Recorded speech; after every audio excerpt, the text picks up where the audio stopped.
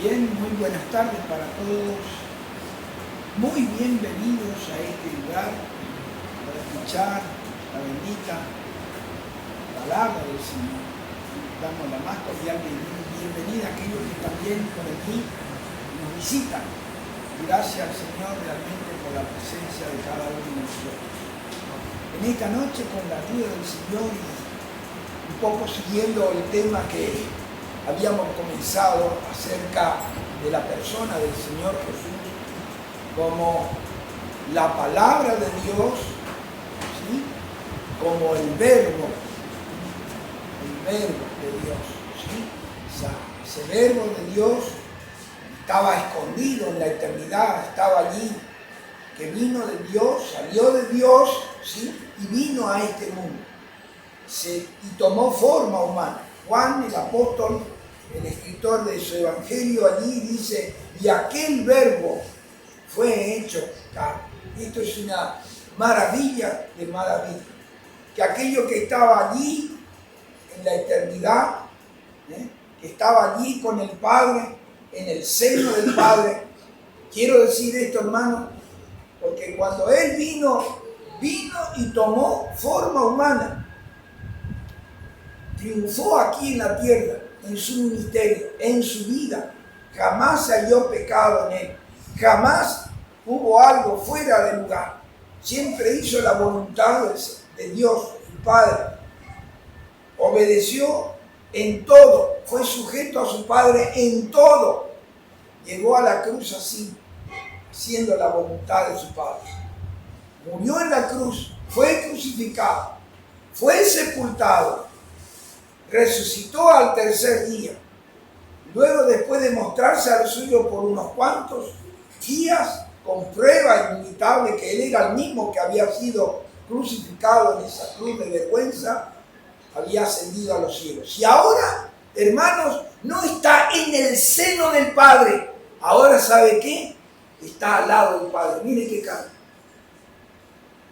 Mire qué cambio. Aquel que la palabra de Dios se hizo hombre, tomó forma humana, habitó entre los hombres, dice Juan el apóstol. Y vimos su gloria, gloria como del unigénito del Padre, lleno de gracia y de verdad. Qué grandioso, qué maravilla, realmente. Y les invito a abrir nuestra Biblia nuevamente en la epístola de Juan, el apóstol, primera de Juan, capítulo 1, que habíamos dejado el último sábado, ¿sí? Y bien. Juan, el apóstol, escribe esta carta con el propósito de corregir a aquellos que negaban al Señor Jesús como el Hijo de Dios, como Dios humanado, negaban su divinidad, como el Cristo, negaban que Él era el Cristo. Negar que Él era el Cristo, estaba negando que Él era el ungido de Jehová, el Mesías, el enviado, ¿sí? De esta manera, negar a Cristo. Negaban su divinidad al decir que Él no era el Cristo. Negaba al decir que no era hijo de Dios. Por eso el apóstol dice más adelante, allí en su capítulo 3, dice: todo aquel que niega al Hijo, tampoco tiene al Padre. El que confiesa al Hijo, es decir, cree en Él de corazón, lo acepta como Salvador, también tiene al Padre. También recibe al Padre. O sea, no se puede separar Dios el Padre con Dios el Hijo. Imposible. Fue necesario esto, corregir esto, para aquellos que estaban enseñando de una manera negando la divinidad del Señor Jesús. Y el apóstol aquí en este pasaje de capítulo 1, verso 1, como hemos leído al 4, certifica por los sentidos naturales que Él es el Verbo de Dios, que Él es el Hijo de Dios, certifica su divinidad, su grandeza, su poder infinito, su gracia, su misericordia. ¿Cuántas cosas encierra, hermano, en esta verdad gloriosa? Y el apóstol termina esta parte aquí del capítulo 1 al versículo 4, dice que esto lo escribió para que vuestro gozo sea cumplido.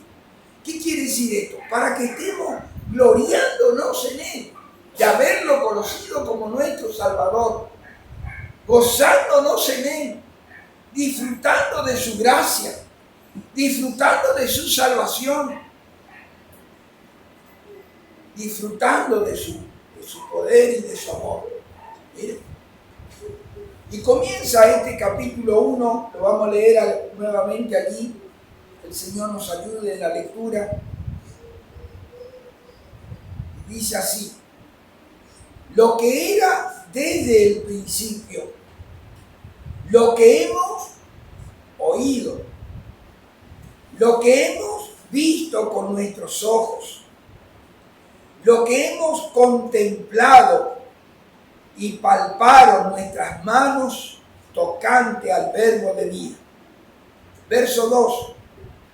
Porque la vida fue manifestada y la hemos visto y testificamos y os anunciamos la vida eterna, la cual estaba con el Padre y se nos manifestó.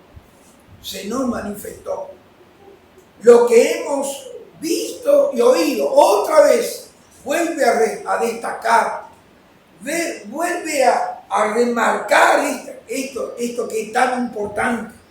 Lo que hemos visto y oído, esto os anunciamos, para que también vosotros tengáis comunión con nosotros.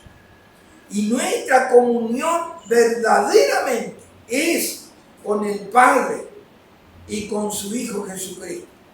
Estas cosas os escribimos para que vuestro gozo sea cumplido. Dios bendiga esta primera lectura de la palabra de Dios y nos esté ayudando a mí, un servidor, y a cada uno de nosotros al meditar en esta palabra tan gloriosa, ¿no? Como dije, realmente el apóstol habla de él primero de su eternidad, ¿sí? Lo que estaba en la eternidad, en el principio.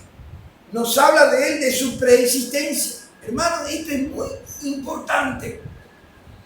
Ninguno de nosotros tenemos una preexistencia.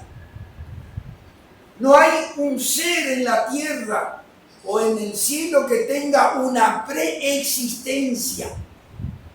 Todos viven mediante que Dios nos ha dado vida, nos ha formado, nos ha hecho. Dice la Escritura que Él nos ha hecho y ha hecho al hombre a su imagen y a su semejanza. Y Él creó todas las cosas, o sea que no hay cosa antes de Él. Por eso Él es el alfa y la omega, es el principio y el fin. Antes que pensáramos en algo, Él ya estaba, ya era.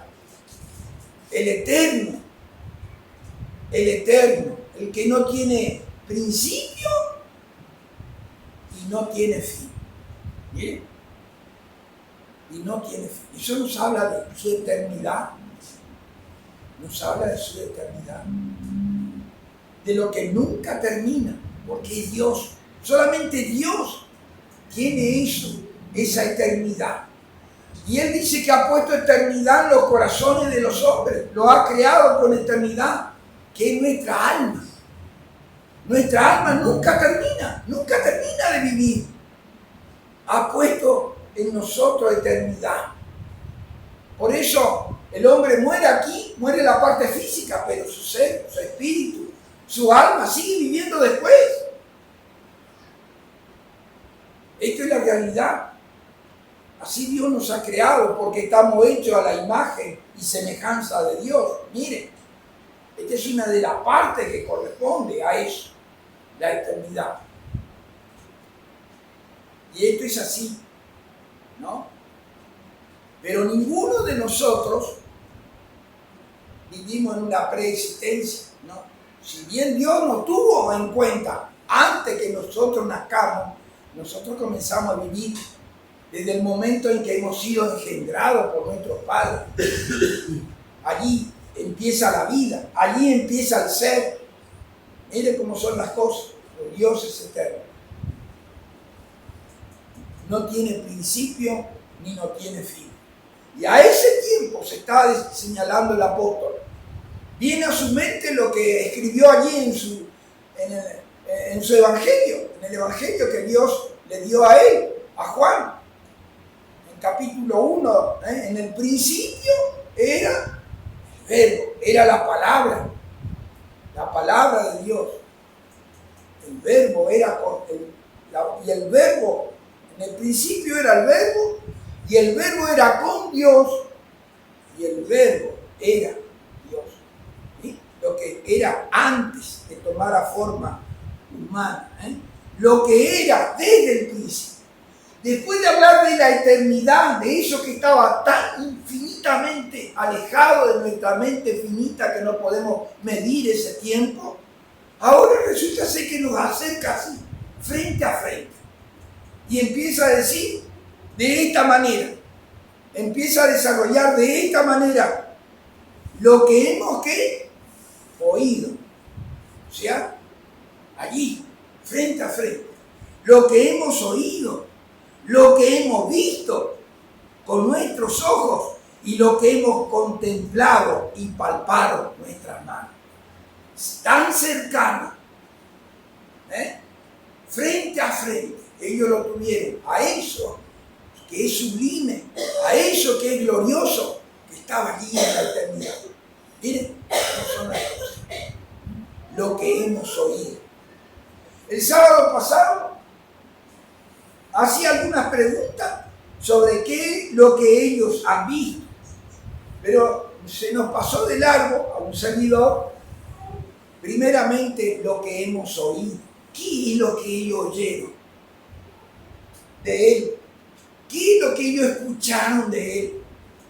Bueno, palabras de sabiduría, palabras de ciencia, palabras de conocimiento de Dios.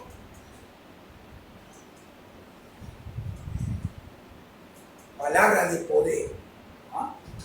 Palabras de poder.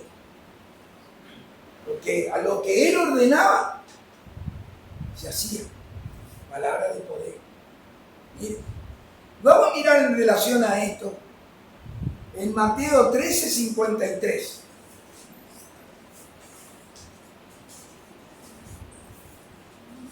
Mateo, Evangelio según San Mateo, capítulo 13 y el verso 53. Mire lo que decía la gente allí, la gente que le conocía, ¿no? Humanamente hablando, que estaba allí, que lo conocía, ¿no? ¿Sí? Sí, de esa manera. Mateo, Evangelio de Mateo, capítulo 13 y el verso 53. Miren lo que decía.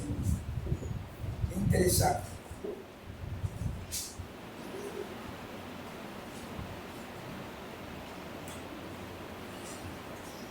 Aconteció que cuando terminó Jesús estas palabras, se fue de allí y viniendo a su tierra, es decir, a Nazaret, donde él vivía, ¿sí?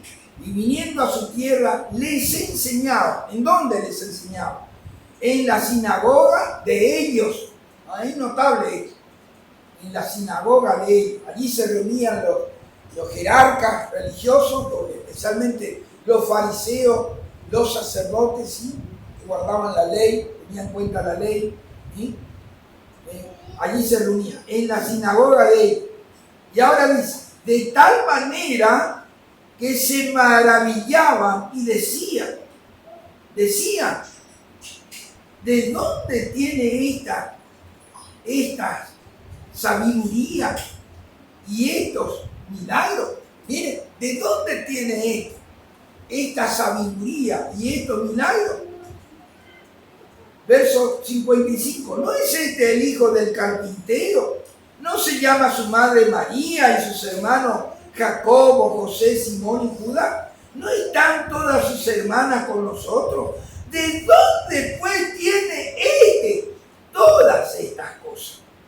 ¿De dónde tiene pues este todas estas cosas? Es decir, las señales que hacían, milagros, sí, pero además de esto, sus palabras, palabras de sabiduría. Hay una canción que yo le pedí a mi hija que me anotara, que dice más o menos así, yo no la tengo acá, que dice más o menos que él no es como yo, no es como yo, aunque yo de alguna manera creí que era igual que yo. Eso. Y en realidad eso es lo que pasó. Este versículo señala eso. Este versículo señala, pero y no es el hijo del carpintero, no se llama su madre María, no tiene sus hermanos, Pedro, Jacobo, a ver cómo dice acá, Jacobo, José y Simón y Judas, no están todas sus hermanas, es decir, lo trataban a él como uno más de entre los demás. Pero veía en él algo muy diferente, notaba en él algo superior. Notaba en él una palabra de poder, de sabiduría, de ciencia, de conocimiento. Mire, en principio parecía que era uno más, pero el Señor Jesús no era uno más. Era el único.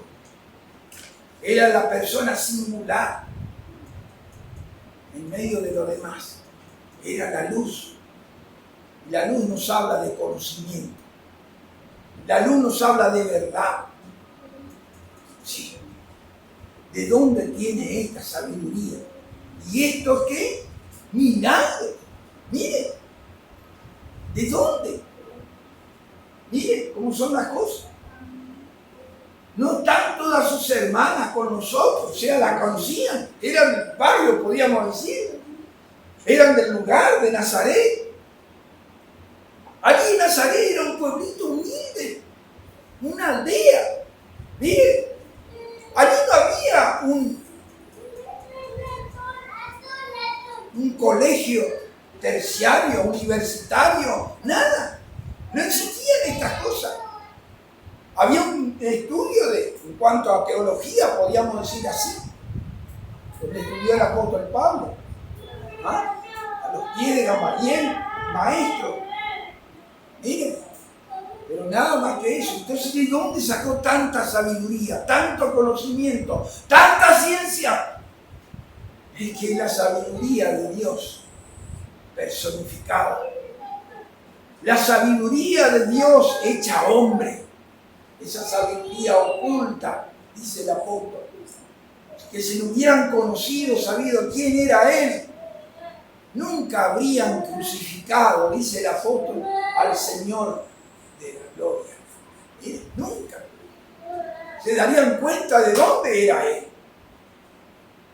Miren cómo son las cosas. ¿De dónde? Se admiraba de lo que oía, de lo que escuchaba, de lo que miraba. ¿Sí? ¿Qué más podemos tener acá? ¿Sí?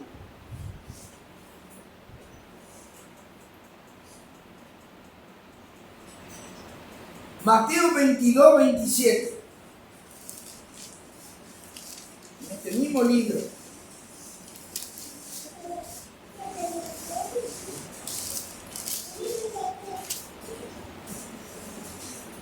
Mateo 22.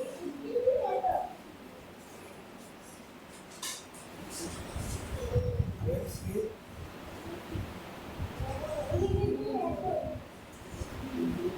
¿Sí? Le vinieron a preguntar al Señor los judíos religiosos, ¿no? Y al final dice,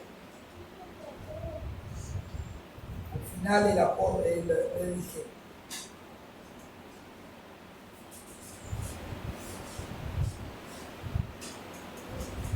32, por eso podemos leer para acordar. 31 al 33, ¿sí? Pero respecto a la resurrección de los muertos, ¿no habéis leído de que os fue dicho por Dios cuando dijo: yo soy el Dios de Abraham, el Dios de Isaac y el Dios de Jacob? Dios no es Dios de muertos, sino de vivos. Y el verso 33 dice: oyendo esto, la gente, ¿qué pasaba? Se admiraban ¿de qué? De su doctrina. Se admiraban de su doctrina, de lo que él enseñaba. Les clarificaba la mente a ellos, le hacía entender, aprendían. Miren, allá en la sinagoga seguro los escuchaban los fariseos. Aquí la gente, porque le vinieron a hacer preguntas, ¿sí? Y él le tuvo que hablar de qué manera, y de qué manera le mostró, y les enseñó. Y les enseñó haciendo referencia a las Escrituras, que Dios no es Dios de muertos, sino Dios de vivos. Así es. Y entonces, y oyendo esto, versículo 33, oyendo esto, la gente se admiraba de su doctrina. Allá, seguro, los fariseos, los religiosos, aquí la gente se admiraba. ¿Sí? Realmente.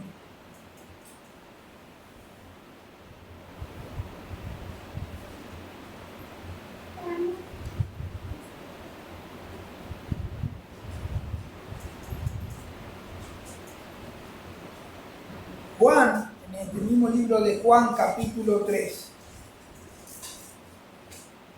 allí un fariseo, un maestro, reconociéndole al Señor realmente su sabiduría y su conocimiento. Mateo capítulo 3,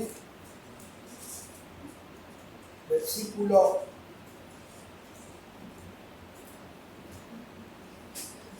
1 al 2. Había un hombre de los fariseos que se llamaba Nicodemo, un principal entre los judíos. Este vino a Jesús de noche y le dijo: Rabí, sabemos que ha venido de Dios como maestro, porque nadie puede hacer las señales que tú haces si no está Dios con él. ¿Ah?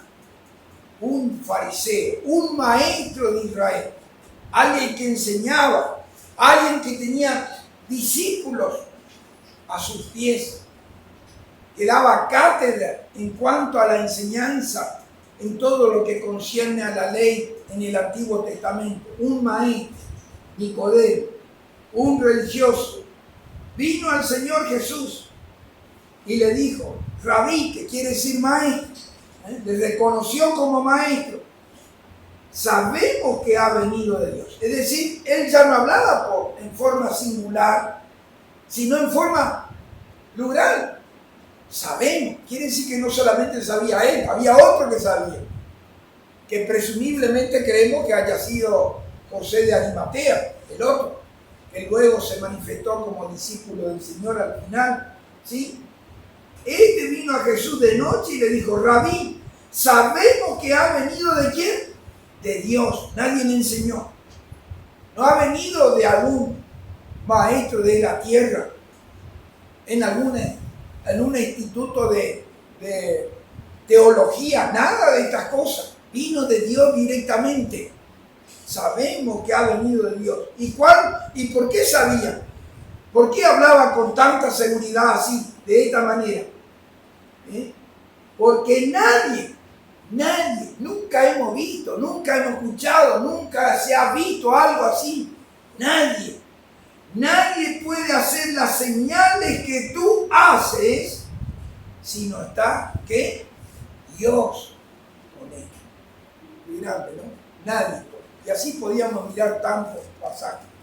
Nadie puede hacer las señales que tú haces si no está Dios con él. Una prueba clara, evidente, que era el Hijo de Dios, era el Mesías, era el enviado. el que vino con un propósito determinado a este mundo. Miren, realmente maravilloso. Nadie puede hacerlo. Veamos un poquito allí en Lucas, capítulo 4, Evangelio de Lucas. Entre los demás propósitos que él tenía, de venir a salvar, a redimir, a morir en la cruz por el pecador, vino a sanar, a restaurar, ¿sí? Lucas 4,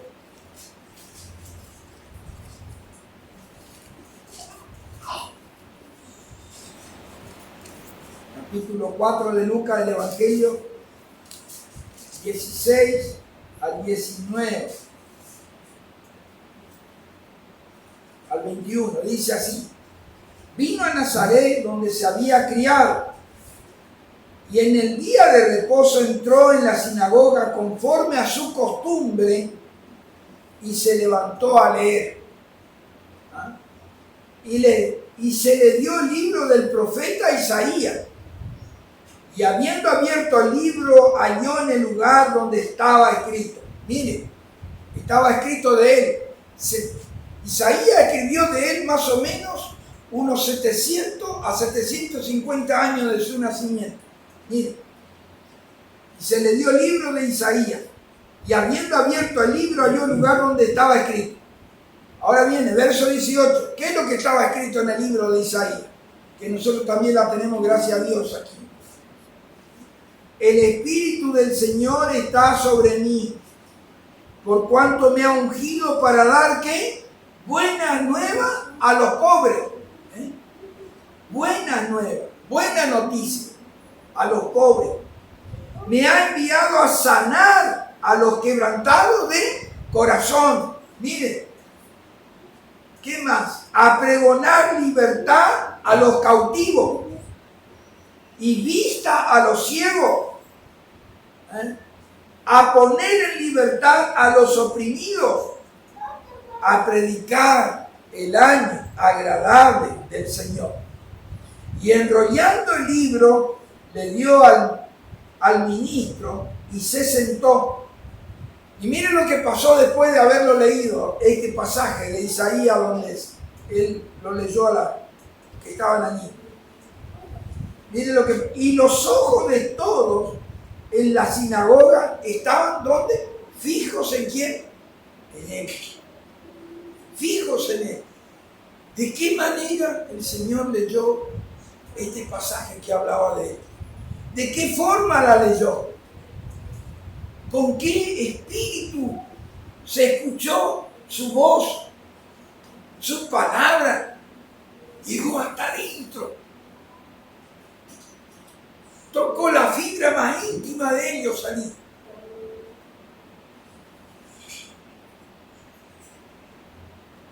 Les tocó el corazón. Y ellos conocían muy bien este pasaje. Los fariseos conocían muy bien. Los ancianos del pueblo, los sacerdotes, todos las conocían muy bien.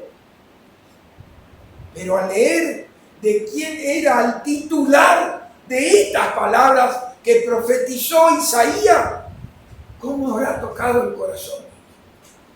¿De qué manera? ¿De qué forma?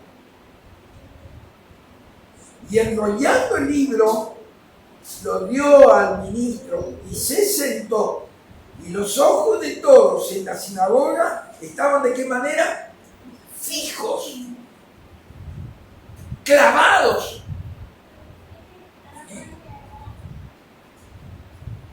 Era la atracción máxima. Era la expresión máxima de lo que Isaías escribió. Tanto tiempo, tantos años. Y ahora se estaba cumpliendo a los ojos, a la vista y al oído de ellos. ¿Viste? Versículo 21. Y comenzó a decirle: hoy se ha cumplido esta escritura delante de quién. O sea, no podían dudar.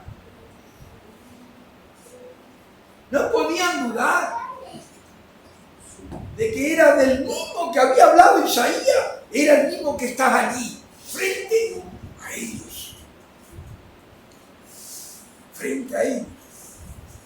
Y se estaba cumpliendo. Le dijo a los discípulos de Juan, cuando Juan estaba encarcelado, y mandó mensajeros para ver si realmente era él. Y le dijo, dile a Juan, los ciegos ven, los cojos andan, los que son endemoniados, oprimidos por el diablo, son libertados. Y a vosotros se ha anunciado el Evangelio. Miren, la palabra del Señor Jesús. Lo que oyeron y lo que vieron, como hemos visto, lo que palparon nuestra mano. El sábado pasado hemos leído ese pasaje.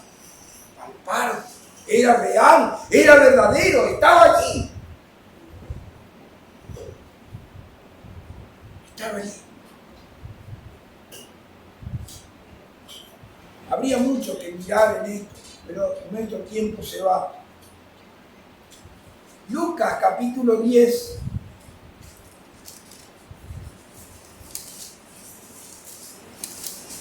Y el verso 23, perdón. 23, 24. Lucas capítulo 10, versículos 23 y 24. Miren lo que dice ahí. Y volviéndose a los discípulos, les dijo aparte, bienaventurados los ojos que ven lo que vosotros veis. Está diciendo ahora a sus propios discípulos. A sus propios discípulos lo está diciendo. Bienaventurados los ojos que ven lo que vosotros veis. Verso 24. Porque os digo que muchos profetas y reyes desearon ver lo que vosotros veis y no lo vieron. ¿Qué más? Y oír lo que oís y no lo oyeron. Es tremendo lo que el Señor está declarando acá. Qué verdad tan tangible, tan real. Mucho que no dice unos pocos, no dice algunos. Miren esa expresión, muchos. Muchos de los profetas y reyes desearon ver lo que vosotros veis. Entre los reyes, ¿cuántos reyes tuvo Israel, no? Que habrá soñado, habrá querido, habrá anhelado ver al Señor de la gloria. No lo vieron. ¿Sí? ¿Cómo son las cosas? ¿De qué manera son? Quisieron ver, pero no pudieron ver. Quisieron oír sus palabras de vida eterna. Y no oyeron. No se les dio esa oportunidad. Pasaron antes. Pasaron antes. Ellos sí tuvieron ese privilegio de ver cara a cara. Por eso Juan dice, lo que hemos oído, lo que hemos visto y lo que hemos contemplado con nuestros ojos. Muchos de los profetas y reyes quisieron ver. Veamos otro versículo. Pedro, el apóstol Pedro, primera de Pedro,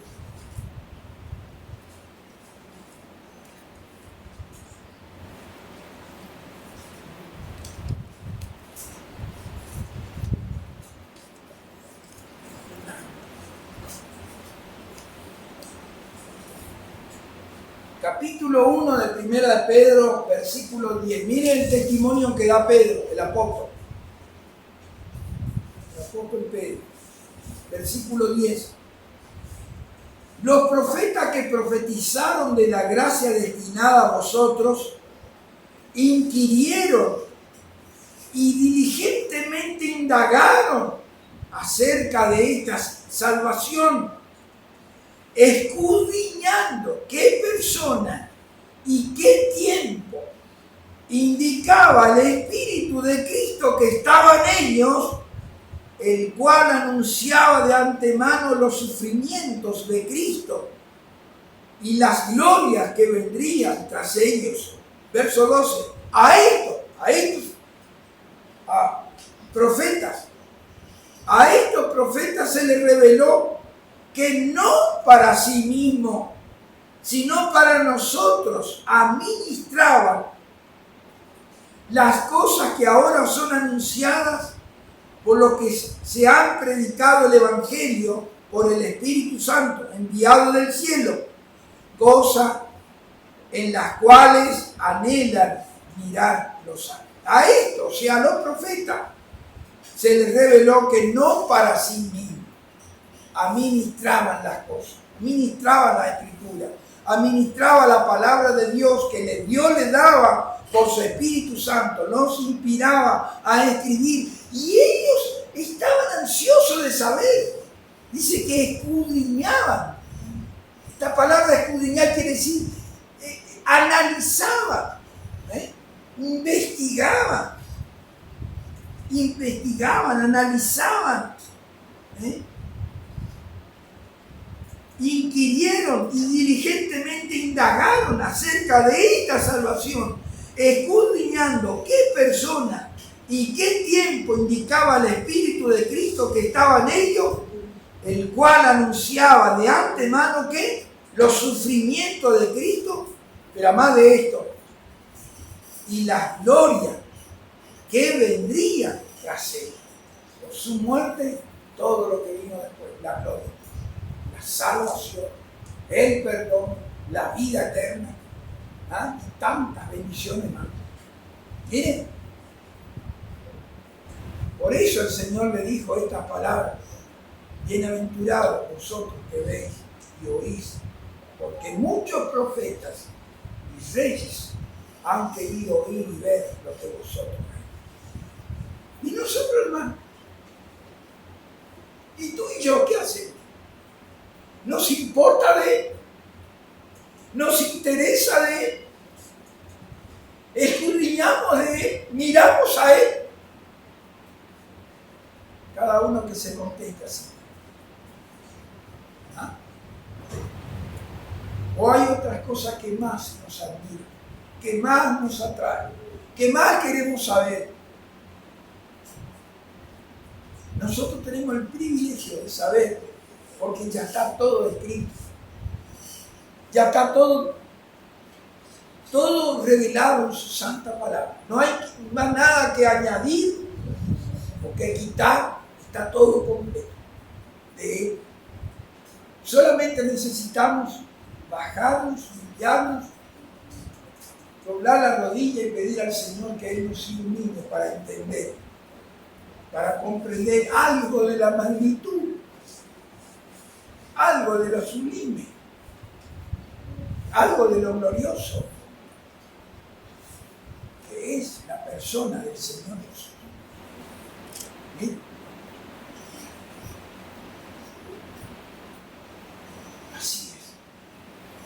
Así es, de esa manera. Vamos a dejar aquí, nuestro tiempo se ha ido. Pero qué importante es. Ellos realmente vieron cosas maravillosas. Pero nosotros tenemos la verdad gloriosa. Nosotros ya no miramos, como dijo el Señor lo dijo a Tomás: bienaventurados los que no vieron ni creyeron.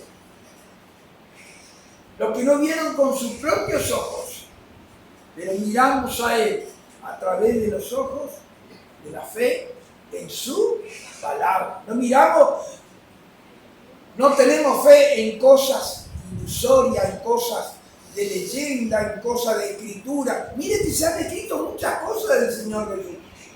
Y el mismo Juan revela, yo la tengo acá anotada, no la vamos a leer, que dice que si tuviera que escribir todo lo que Él ha hecho, todo lo que Él, las señales que ha hecho, dice Juan el apóstol, dice, y creo que ni en todos los libros del mundo alcanzaría para describir todo lo que el Señor. Pero esta escritas que se han escrito para que creáis en el Hijo de Dios y para que creyendo tengáis vida eterna en su nombre. No hay otra manera de ser salvo. No hay otra manera de ser redimido, sino la fe puesta en el Hijo de Dios. La fe puesta. Cuando uno dice que yo creo en Cristo, no cree solamente en su persona. Cree en todo lo que Él implica, todo lo que Él significa, todo lo que Él es y representa. Mire, no cree una parte, cree todo lo que Él es. Jesús dijo, yo soy la luz del mundo, yo creo eso. Y al decir la luz del mundo, ¿cómo debe ser? Porque para ser la luz del mundo tiene que ser el sol, por lo menos, como mínimo. El único que alumbra todo, agarra y abarca todo. Tiene que ser una luz muy grande. Miren cómo son las cosas. El Señor Jesús dijo, yo soy el camino al cielo. Y digo que representa porque nadie va a decir, Jesús es el camino, entonces es un camino de piedra. Jesús dijo, yo soy la puerta y va a pensar que es una puerta así, rectangular.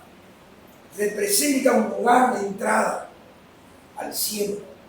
Él es la puerta al cielo. No voy a entrar nunca al cielo si no es por Él. Esto es lo que quiere decir.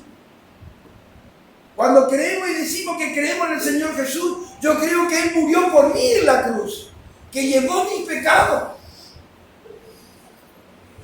que sufrió en mi lugar, tomó mi lugar en la cruz, según nuestro almanaque que está totalmente fallado, ¿sí? Porque está hecho por un religioso, por un papa. Sí, así es. 2000 años, por lo menos, 2021, dice que. Hasta nuestro almanaque está errado, como todo lo que tenga que ver de Roma, todo es mentira, desde arriba para abajo y desde abajo para arriba, todo es mentira. Si no, ustedes se ponen a mirar adentro, ¿qué de verdad tiene nuestro almanaque? Nuestro almanaque son todos idólatras, tiene una esencia idolátrica. Los días son paganos. Por eso en la Biblia no se encuentra lunes, martes, miércoles, jueves, no se encuentra. Sino el primer día, el tercer día, a los 8 días, 6 días después el Señor Jesús habló de ello. No nos dice lunes, martes, fue el día.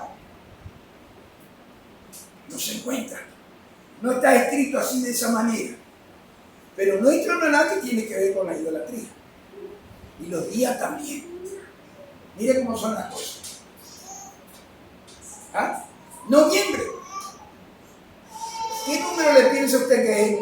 ¿Qué número es el número noviembre? A ver, ¿alguien sabe o no? Noviembre. 9. ¿Y nosotros con qué número tenemos el noviembre?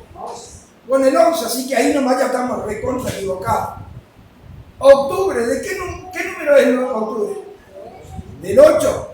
¿Y con qué número tenemos nosotros nuestro almanaque octubre? ¿De qué número tenemos? 10. Estamos recontra equivocados. ¿Y por quién está hecho todo esto? Por un idólatra. Por un hombre falludo. No por Dios. Por eso es que tenemos que tener cuidado. Pero esto es la verdad absoluta. La verdad verdadera revelada de la persona bendita, de la persona bendita, de la persona señera, porque es el creador de todo cuanto existe, el Señor Jesús. Yo quiero preguntar en esta noche si hay alguna persona no tiene a Cristo, su Salvador personal, no ha entregado su corazón a Él. Si no lo tiene a Él, no está salvo, no tiene la vida eterna como hemos leído allí. Y aquel verbo, la vida eterna, la que se manifestó y la hemos visto y testificamos, dice Juan. Ese pasaje todavía no la hemos agarrado. Pero mire todo lo que implica. Mire lo grandioso. Si no tiene a Cristo, no podrá ir nunca al cielo. no naciere de nuevo, no verás el reino de Dios. Nunca. ¿Irás al infierno? Lamentablemente, tenemos que decir eso. Dios no quiere que nadie se pierda. Y Dios ha entregado todo cuando entregó a su Hijo, al Señor Jesús, para salvarlo. Si rechaza esa salvación, no hay manera de ser salvo. Ustedes saben que en este momento, son las 8:35, hay miles de religiosos en el infierno que creyeron ser salvos. Pero ¿por qué fueron? ¿Por qué se perdieron? Porque no han creído en Cristo. Eran religiosos. Ese caso es el caso de Nicodemo, que hemos acabado de leer. Nicodemo era religioso, era una buena persona, honrada. Lo tenían muy bien en cuenta, seguramente. Pero gracias a Dios, Nicodemo fue salvo, porque creyó en él como salvador. Seguramente. Nicodemo, cuando el Señor Jesús estaba crucificado allí en la cruz, se acordó de la palabra de Nicodemo, mirando, se habrá acordado de la palabra del Señor Jesús. ¿Ah? Esta palabra le dijo el Señor Jesús esta noche, le dijo.